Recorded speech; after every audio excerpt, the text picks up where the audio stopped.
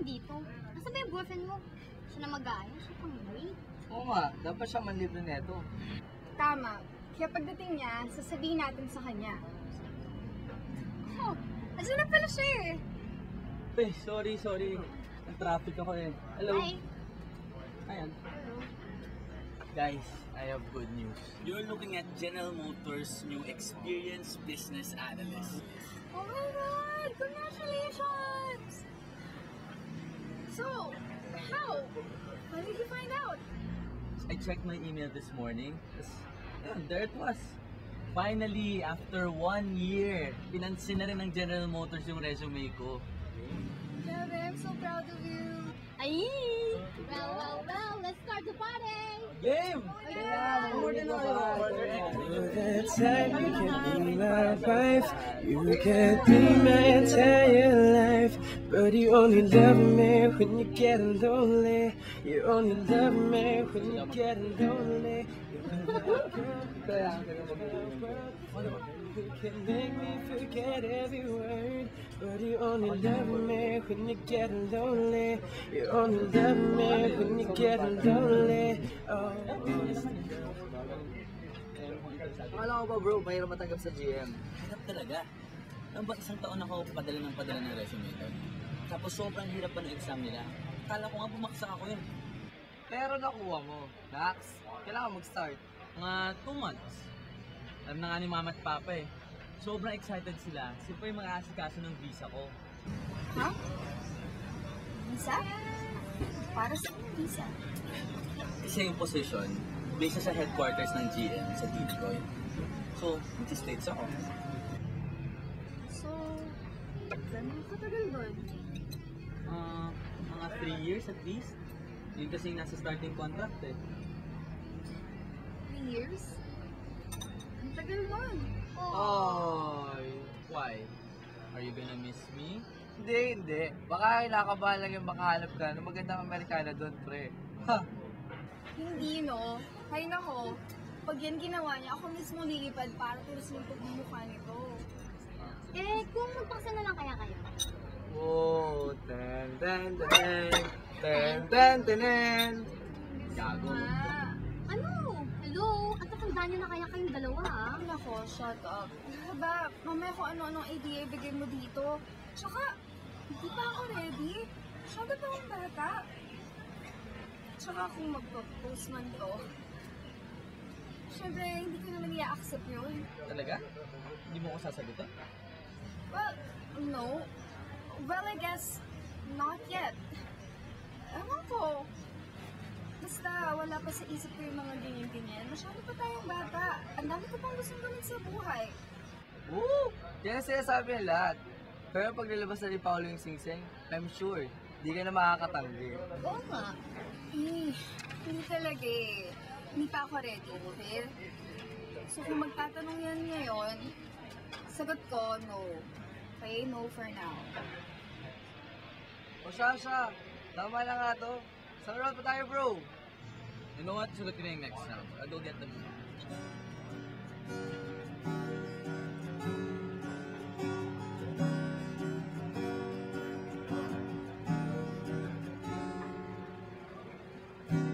Do you know how bad it feels? Oh, do you know that every night it kills me?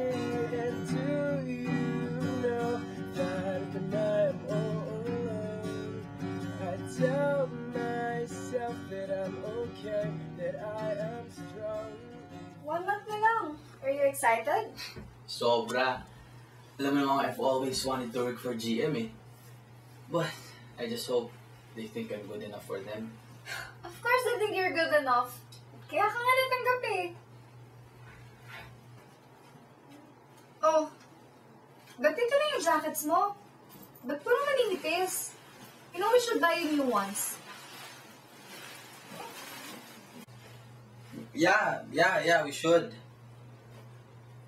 Alex, you like the cold naman, di ba? Oh yeah, I like it a lot better than being too hot.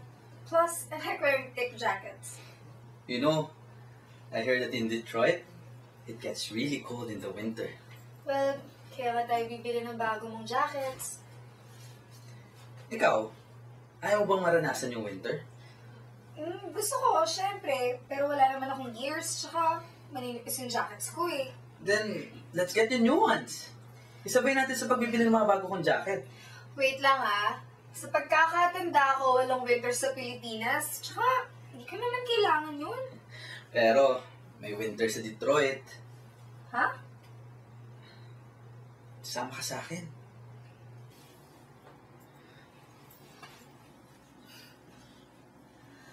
Alam mo, ayan, napapala mo kakakinig kila Christian tsaka kay Jill. Bakit? Narinig mo ba yung sarili mo? Oo. At seryoso ka? Oo. Uwe, Oo nga. eto na naman tayo eh. Bakit? Ayaw mo ba ako makasama? Hindi naman sa ganon. Pero do you really understand what you're asking for me? You want me to fly with you and live there for 3 years? Yes. Bakit hindi? Did you hear how crazy it just sounded? Huh? It doesn't sound crazy to me. Yes, it did! And how do you plan for me to leave ng biglaan? First of all, isang buwan na lang bago ka umalis. Paano ka magkakaroon ng visa? I can work something out. I have And connections every second, day. paano yung pamilya ko? Sino mag-aalaga sa kanila? And third, I have a job here. Okay? A job that I really love. And paano pag pumunta ako doon, ano gagawin ko? Wala! That's not true. You can get a teaching job there. Mas mataas pa kaya What sweldo doon. about all the other reasons that I told you? Paano yung pamilya ko? Paano yung magulang ko? Isama natin sila. I'm sure they'd love to come with us. Oh my God. Would you listen to yourself? Where's this coming from? Why are you saying this? Alex, gusto na naman kita makasama eh. But we are together. But we really don't need to be physically next to each other to say that. But I do. I need you there to be with me. No, you don't. And I know you.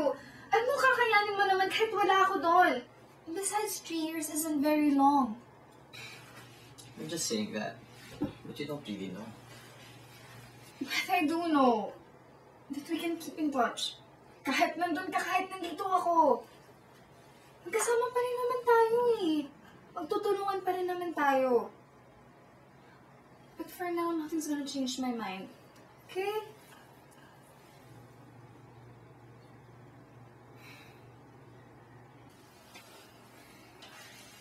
Oh, hindi ka na. Let's get you new jackets, okay? Tara na.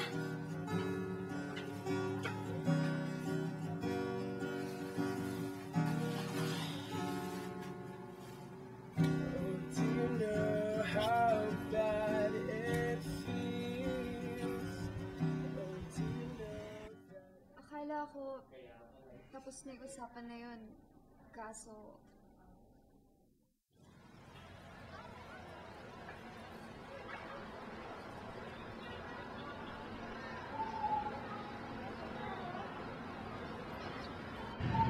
last time, sabi mo yung $7. Mamit ka lang. Actually, hindi na nga eh. Nagkita na kasi ako eh. Bakit naman? I've never lived alone for a very long time. Feeling ko hindi ko kakayanin. Alam mo, sigurado ako, sobrang dalas ko malulungkot doon. You don't have to be. Ang galing na kaya ng technology ngayon. So, you really don't want to come with me? Bakit naman ba tayo sa usapan na to? Eh, kahit humabol ka na lang. No! We both have dreams and they're far away from each other. And the only way that we can reach them is that if you leave and I stay. And sandali na naman tayo magkakahiwalay eh.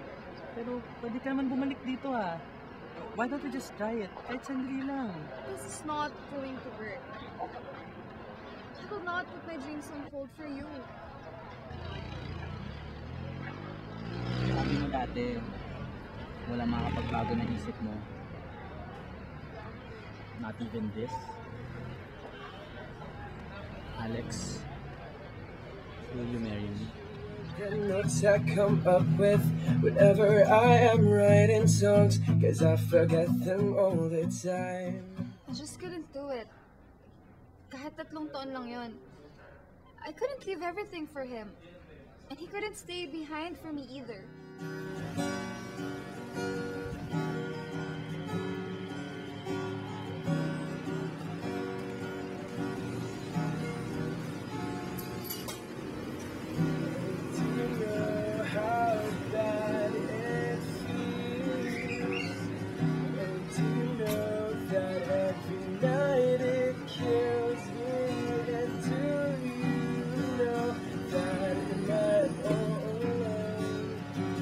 Tell myself that I'm okay, that I am strong.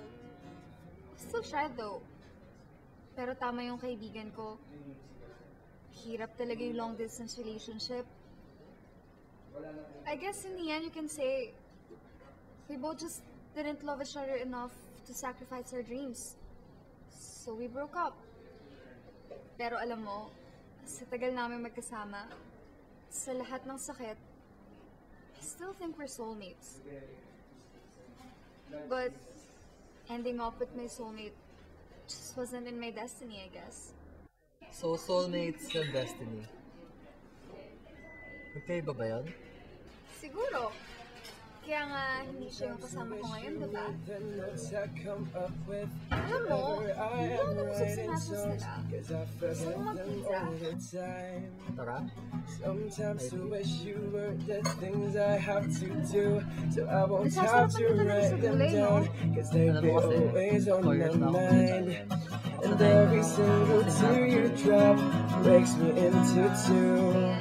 So if you cry, I'll surely die, so please don't make me do. And if I see you smile today, I'm sure I'll be okay. If only I could be with you every single day.